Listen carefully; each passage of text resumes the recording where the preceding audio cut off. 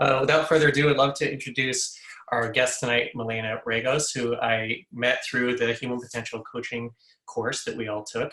And she has this amazing new company named Unhustle, which takes people out of hustle culture. And I don't want to say any more other than that because she'll do a much better job than I will. We have become great friends. We have a lot in common. She has an excellent podcast I recommend you all listen to. And with that, I'm going to hand it over to Milena and take it away. Thank you so much, Shane, and welcome everybody. It's good to see some smiley faces from our program, and I'm looking forward to having a discussion here instead of me just talking and telling you what to do. I think we can turn it into a discussion. Shane invited me a couple months ago, and considering my background in marketing, which I've spent 20 years doing, he wanted me to talk a little bit about marketing and basically how I started Unhustle during the coaching program, and how can you start your thriving business considering that you have very little money and little resources and a lot of hustle. So what I decided to do to kind of keep it really, really simple and take everybody through this journey is use a metaphor of building a home and how that relates with marketing, considering we got done building our house in Baja. So I'm very, very painfully familiar with that process. You may not be, but I'll make this simple. So should I just jump into the meat of the conversation, Shane, and then open it for questions? How do you want to do it? Yeah, let's have you do that. I like your idea of having a discussion. So whenever you feel like you're ready to have people jump in, just let us know. All right, excellent. So the very first thing that I would consider when you're starting a new business is how are you niching down? And a lot of people don't look at that. So in the metaphor of the house is like, where are you staking your claim? Is it going to be in Alaska or is it going to be in Hawaii? What is it that you like to be in, what environment that you want to build your home? So in your case of actually building a business, it's really going to come down to your own preferences, your own values, and a unique problem that you're bringing to the world. There are too many people that actually start a business in a very, very crowded marketplace, and it's really, really hard to separate yourself with that proposition. There's thousands of coaches, let's say, out there. So what makes you different? Why would I pick you instead of the next coach? So what I did with Unhustle, to give you an example in real world, is, I was doing digital marketing. I had great clients. I was very, very successful. Well, there's a ton of digital marketing agencies out there, and with the millennials coming on board, I got burned out on like updating Instagram pages and Facebook pages and getting strategies to people. Even though I worked with some amazing clients in the health and wellness area, I wanted to actually be the leader in that wellness movement. And I wanted to create something that would resonate with people. And I knew from a very, very personal experience that I got burned out. I had chronic stress. It affected me personally. So instead of trying to say, oh, I'm gonna stay in the digital marketing space and try to compete with the millions of digital marketing agencies out there, I wanted to do a little pivot in my life and get more grounded in my own values. And it took me some time to do that. I'm not gonna lie, it took me a couple of years to do that. But by starting to pay more attention to, as we all know, our bodies and the intelligence in our bodies, and just getting really, really connected with who you are as a person, and looking at what unique problem can you solve in the world that would resonate with other people? What do you want to be known as, to like the go-to person? It's like, Shane is the one person that I know that does X. What is that one thing? What is your thing that you want to be known for that no one else can take away from you? And by discovering who you are as a person and getting grounded in your values and the problem that you're solving, you're actually creating a whole unique category. And my friend Christopher Lochhead, He's a top podcaster, 3-time CMO. He has a book actually called that is titled Niche Down, and he talks a lot about niching down in this book, and I highly recommend it. So basically, he says instead of trying to compete in an existing market, try to create a new demand for a new market. We all know what Steve Jobs did with Apple phone. That's basically the same thing, created a category, right?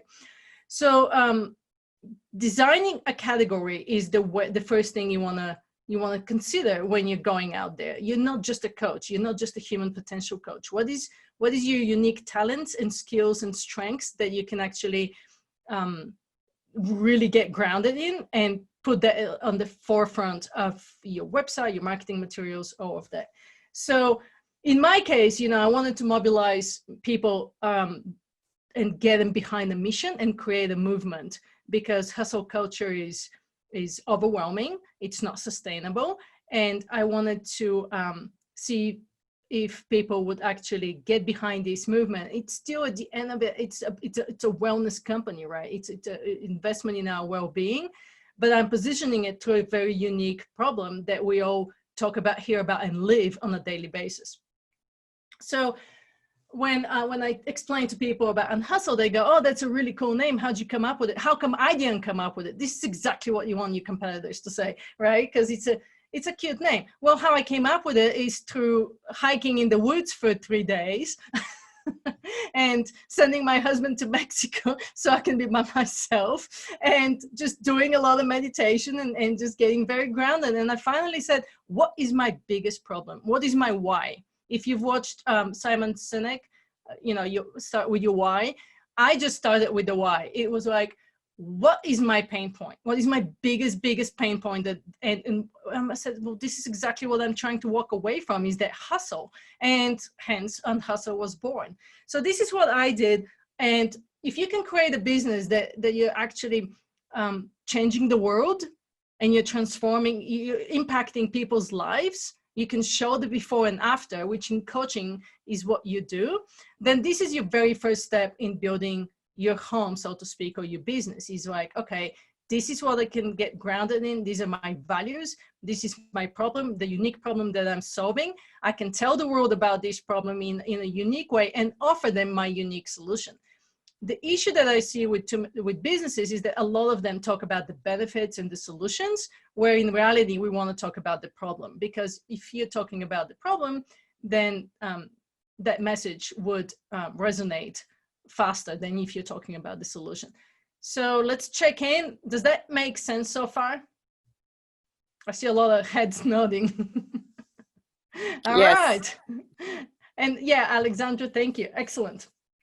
Okay, so then the second thing you do when you're building a home is you have to come up with a design, right? And you want your design to look and feel like you, and to be different than everybody else in the neighborhood, and you want it to be uniquely you.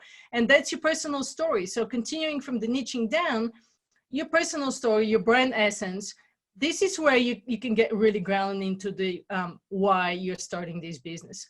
So by me asking myself why 5 times at least, I was able to discover this, passion and fire in my belly. And it goes even deeper than that. Both my parents passed away early, so they didn't get to see retirement. And so I have very emotional, personal attachment to what I'm doing, to tell people about it. And I want to live an optimal life. I want to be at my best. I want my optimal well-being for me, for my husband, for my family. I want us to connect with friends. So all of these things are on a very, very personal level. That's going to give you the fire in the belly in the morning when you're like, oh, it's 5 o'clock and I got to get to work. So what are your core values? And see if you can identify core values too for your business. I have a really, really simple formula to help you with that. And it's basically, you're probably familiar with it because you've probably seen it in a lot of movies.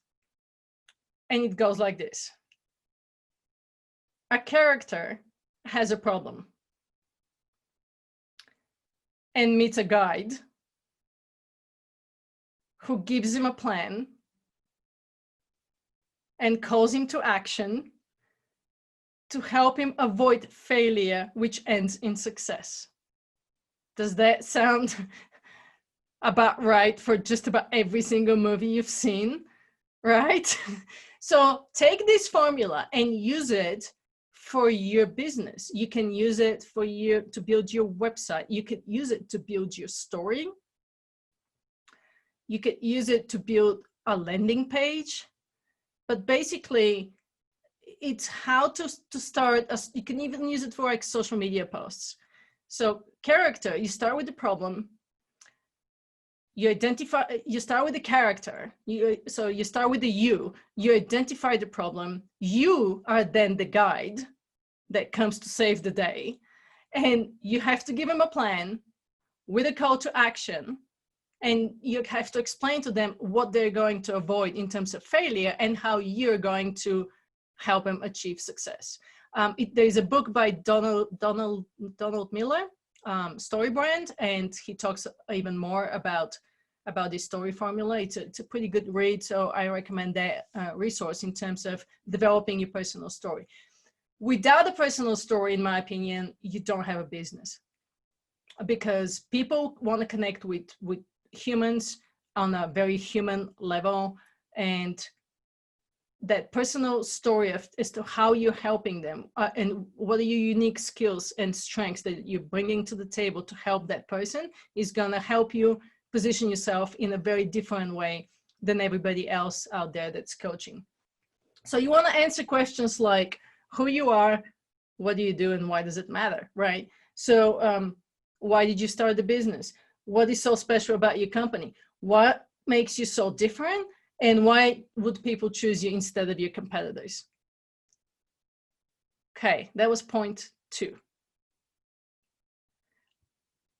Any questions? All right. We're going to zoom through this call really quickly, Shane. I'm going to unhustle all of us, and we're going to be able to move on with our lives much faster. But hopefully we'll have a good discussion at the end. Okay, so now you've identified your location for your home. You've come up with a design. It's very unique and it's very different and it feels authentically you. Now, the very next thing that I consider doing, keep in mind I'm coming from a digital marketing perspective, is a website. A website to me is the home. It's where you can direct everybody to. And it does not have to be complicated, and it doesn't have to be anything elaborate. And a website always evolves anyway. I know that painfully because I'm currently redoing my website. You're just never done with a website. But that's a beautiful thing about it too, with a website. You know, I'm not talking about 50-page website. You just need one single page. Shane and I had this conversation when he was first starting. And I'm not going to tell you here, without a website, you don't have a business. But it's good to have at least one page that you can direct people to that tells your story real quickly and how you can help them. It doesn't have to be complicated. And there's so many resources out there that can help you with that. It's basically drag and drop kind of thing, like Squarespace, Wix, WordPress. There's so many, Kajabi, there's just so many resources out there. So making sure you have a good website. If you use that story that we just talked about on your website, in one page, just one page, put a photo of you so that people know who you are and how are you helping them, what's the problem, what's the exact problem that you're helping them solve, and how to do business with you. It's pretty simple. So speaking of simple, by all means, websites used to be, you know, back in the days, they're like, oh, I'm just going to throw everything on the website and the kitchen sink. Now it's just that I've seen a big change with that. So keeping it simple, it's actually probably a really good idea. And then if you have the time, have the resources, you can always add on landing pages, more tabs, whatever, as you develop your website. The one most important thing from my perspective with your website is clarity of your message. You know, if you confuse people, you lose them. We live in a hustle culture, I know that. So I have a 3-second rule.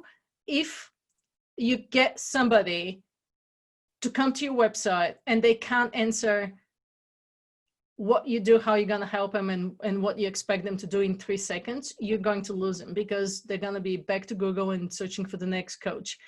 So you confuse, you lose. Make sure your message is very clear. And I work really, really hard on that. It is not easy. It's much easier to put it longer than it is to put it shorter. It's not easy. I'm not going to lie, but there are tools out there, like, thesaurus, there's copywriters, there are freelancers, there are people that can help you if you're completely stuck. But just, I think the biggest takeaway here is start writing, start clarifying your message. And you can, because of the digital aspect of things, it's nothing printed, you can always go back and change it. So people don't like to, we know this as coaches, that we have X amount of brain calories in a day, and decisions that we can make in a day. If you're making me go through your website to try to figure out what you do, you're making me burn too many calories. I'm probably gonna get frustrated and leave. So having some clarity with your website is super, super important. So your website, the other thing you can do is obviously serves as your home. All the content that you do, all the social media posts, all the writing that you're going to do is going to link back to your website. So you can start building reputation, start building traffic. And then you can eventually put your testimonials on there, your success stories, your case studies, and all of that. So I know websites are, people get very scared, and it's a big obstacle. Oh, I need to make a website. But it's so easy these days. And I would highly recommend against using stock photos on your website, just because the next coach is probably using the same exact set of stock photo. So how are you differentiating yourself? You're better off taking a somewhat professional photo of yourself. And I wouldn't even say professional. You could use your iPhone to do that. And connecting with your people. I love what Shane is doing with his website. It's simple. It's one page, but there is a big picture with a big smile of Shane on his website. And I'm like, yeah, I know who I'm talking to. It's great. So if you have a website that helps people survive and thrive, which we do from a coaching perspective, if you can provide some kind of aspirational identity, which I'm doing with Unhustle, if they can feel accepted in a tribe, or if they can feel loved, or they can achieve something, then say that on your website. Don't make me guess what you do and how you're going to help me solve. Was that a question, Ben, or no? No? Okay. So a few elements for a highly effective website. So basically, think of your website as an elevator pitch, and it's just going to be pretty quickly. People don't read, they scan. So work really hard on fewer words and fewer sentences. If you want inspiration, go to Apple right now and take a look at how few copy and sentences they have, right? So you want to have some kind of an offer above the fold, or something that explains to people, like a call to action. It inspires people, or you want to ask them to do something. And in the offer above the fold, you want to tell them, like, what's in it for them. How are you solving their problem? What do you do? What's in it for them? Call to action. The images that you're using. We want to see images that make me feel that you're helping other people. I want to see people being successful. I want to see people being happy from working with you. I want to see their transformation. I want to see how you help them change their lives. So images that show happy people would be great, or people that you work with, smiling people. Your promise to solve the problem is a big one. Stating what you do in the call to action. And then just bite-sized information. If you have a lot of different revenue sources, perhaps you can just do like a bite-size, just like Apple does, with a click here for more, and that takes them to a landing page, but don't clutter your homepage too much. It's same thing as your house, right? You don't want too much clutter. You want it nice and keep and clean and functional, and just being completely you. you can always add more pages. That's the beautiful thing about digital marketing, that you can always break down the information. That's exactly what I'm working on right now. My website felt way too much, just too much information, too much copy, and I'm working on simplifying it and streamlining it and working on that user experience so I don't make and burn all these calories. All right, so that's point number 3, your website. I'm checking in with you guys. How are we doing? All right. I'm furiously taking notes. So there'll be a lot in the email when I send out the recording. You take the most amazing notes, Shane. I would love for you to take notes for me all the time. It's amazing. I don't know how you do that. Okay, so let's talk about, you know, you have your home, you've picked up your design, you've decorated your home, and now it's time to have a housewarming party, and you want to invite some guests over. And so these guests are your ideal customers. Who do you want to work with?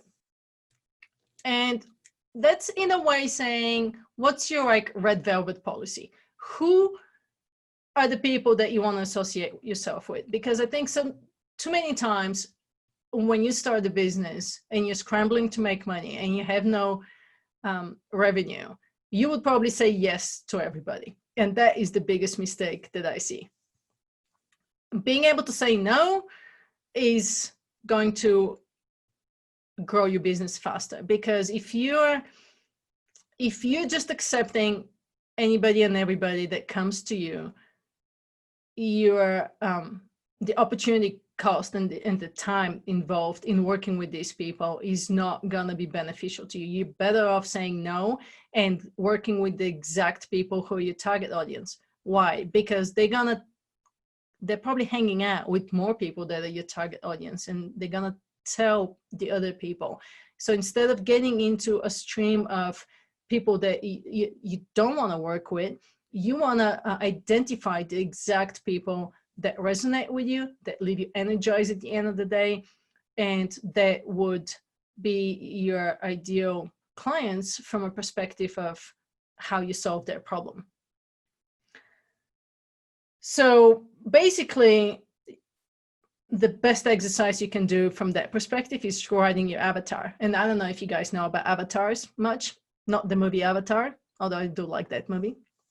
But it's one of my favorites. But okay, so you want to visualize that person. And I'm not gonna talk just about demographics here. So I'll give you an example with Hustle.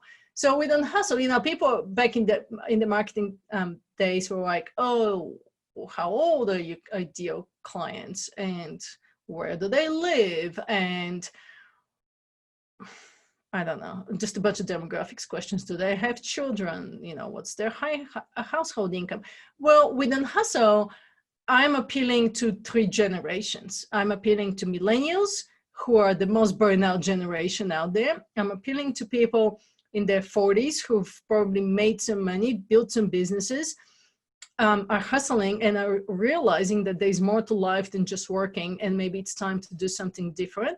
And I'm appealing to top-end, high-level executives who are still working but still don't have time for their families, going, what's the purpose of my life? I'm getting old and I'm still not happy and still not satisfied. So instead of looking at demographics, I'm looking at psychographics and trying to connect with them on a very emotional level and on a very pain points kind of level, by solving their specific problem of hustling. So to me, and you know, when I started with Hustle, I thought, oh, I'm just gonna start with retreats. I know Shane keeps referring to Hustle as, oh, it's a retreats business. And I'm like, yeah, it's changed so much since I started it, because I really, really quickly realized that it's a big problem in the US, but it's not just in the US. It's a problem in Australia, it's a problem in New Zealand, it's a problem in the UK.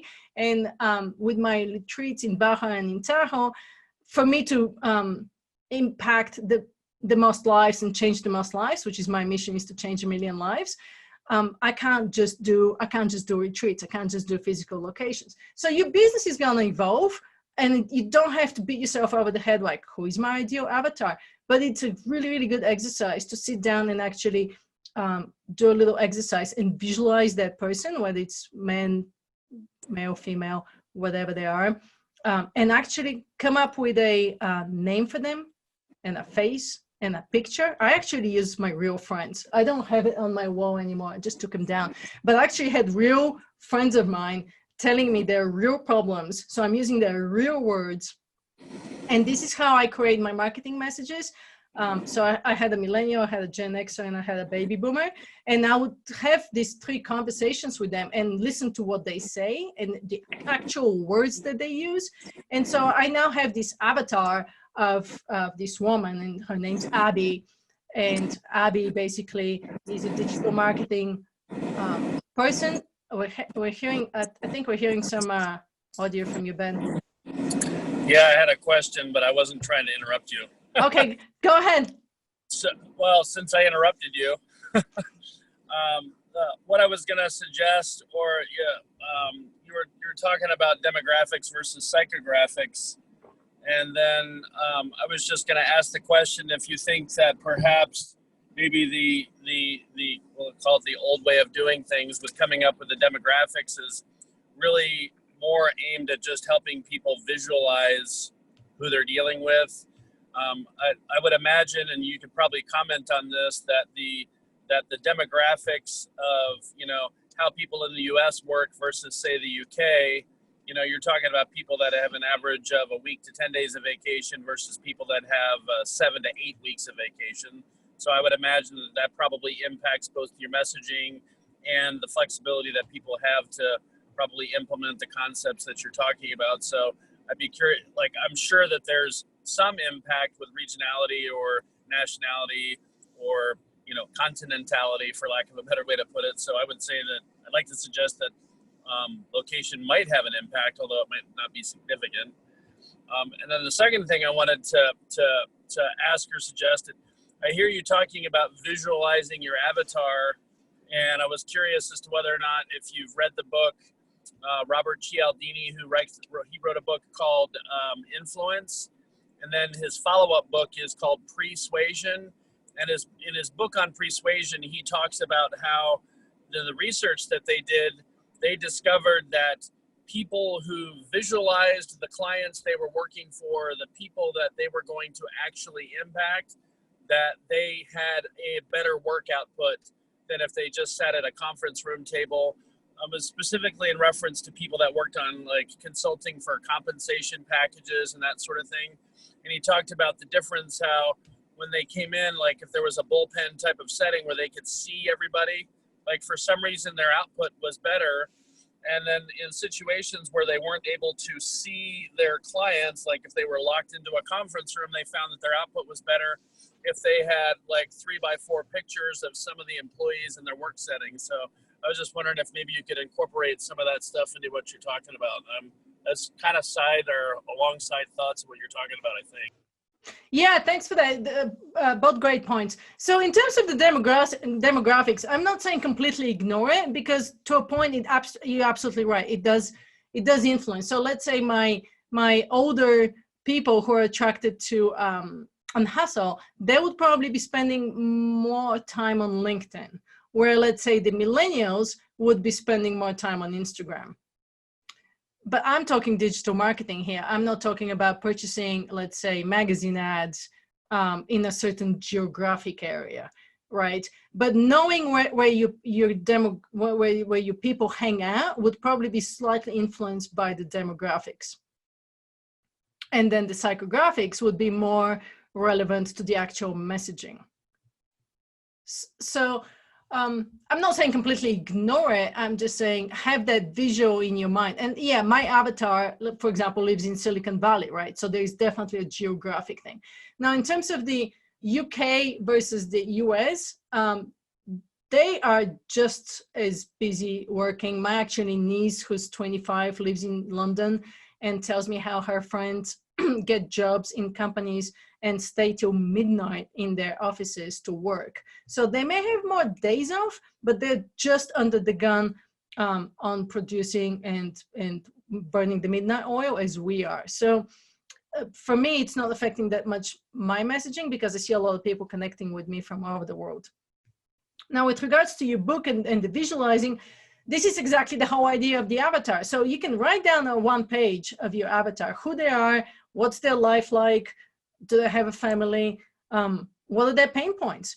And by discovering their pain points, you want to talk about external problems, internal problems.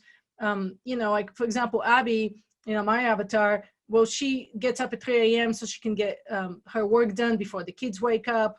Her sex life is basically non-existent. She's putting on weight because she's under a lot of stress.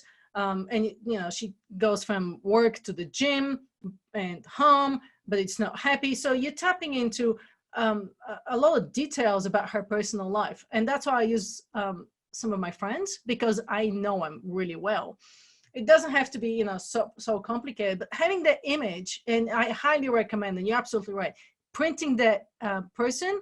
And when you create messaging or you're working on your website, then you can actually speak to that person, to that specific person. Because otherwise we work in a vacuum, right? It's like, who am I talking to? Like, oh, the computer screen. I don't know who's behind that computer screen, but now I can see you guys. So it's much easier. If I had to do this presentation without looking at you, it would be much harder, right? I mean, we're humans. We like to connect with humans. So having the avatar is really critical.